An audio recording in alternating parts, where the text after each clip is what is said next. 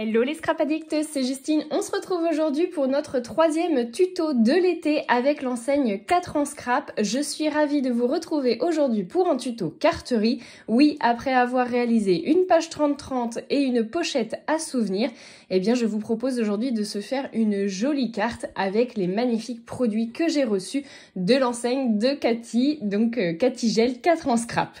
Si jamais vous n'avez pas encore vu les vidéos précédentes, je vous invite à aller les voir sur la chaîne. Vous pouvez également vous abonner à la chaîne et activer la cloche des notifications pour ne rien louper au niveau des informations. Et tout de suite, avant de commencer le tuto, je partage avec vous un nouveau code promotionnel pour obtenir 3 € de réduction sur votre panier à partir du moment où vos commandes, elles atteignent 30 € d'achat TTC. Donc n'oubliez pas, il est aussi disponible dans le lien de la barre de description.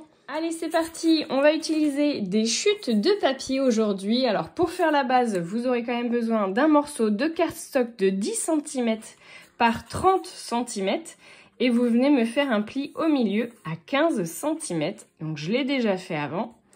Et je suis venue récupérer une chute de papier de la petite pochette à souvenirs qu'on s'est réalisé ensemble. Donc j'adore ce motif avec les glaces à l'italienne.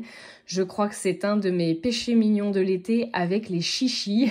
Dites-moi vous en commentaire ce que vous avez comme péché mignon l'été, si c'est le melon ou comme moi, les glaces à l'italienne et les chichis. Pour ce le faire, vous allez avoir besoin d'un morceau de papier de 8,5 cm par 14 cm. Et on va venir coller l'ensemble comme ceci dans le bon sens. On fait attention au motif. Vous allez avoir du coup une carte qui va s'ouvrir comme un chevalet.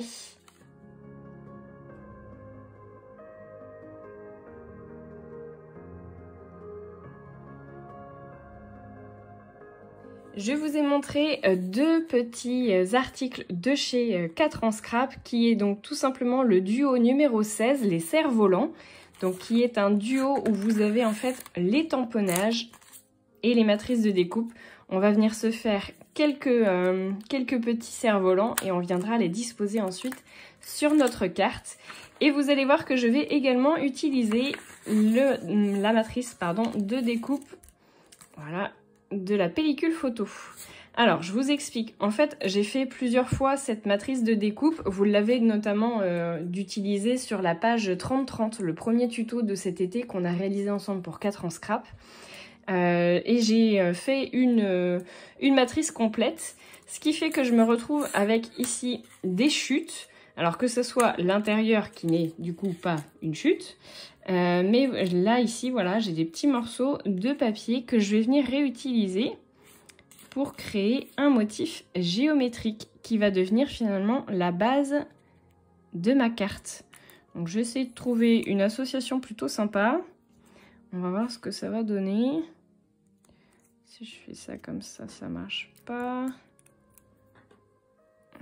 Si je fais comme ça et comme ça, ça peut être pas mal ça peut-être. Allez, c'est parti.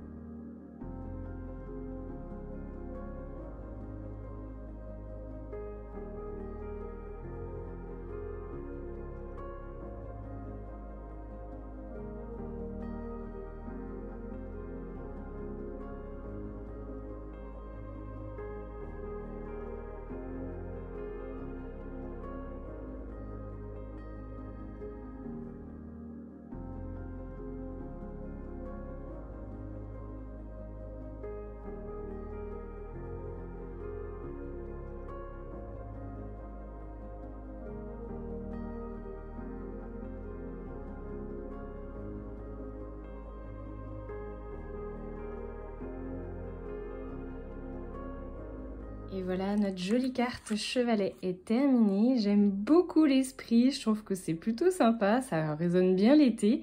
Vous pouvez le faire avec le combo couleur que vous souhaitez. Et j'ai rajouté les petits tamponnages sur la fin avec le « J'irai où tu iras », qu'importe la place, qu'importe l'endroit.